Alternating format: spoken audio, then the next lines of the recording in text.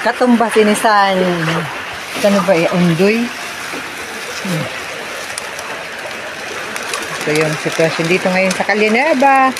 Ayan, nag-overflow na yung, ayan, para siyang dagat. Ayan. Ito.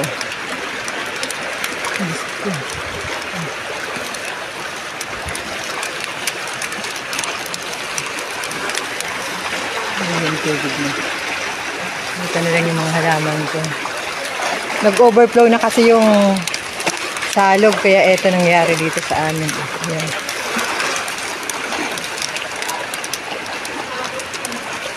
Dagat na. January 8, 2025.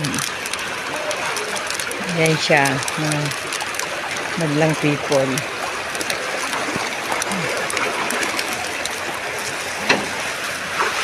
Ayan. Wow. Naglulutaw-lutaw na ang mga kanina ang sapatos sa mga bonak ko.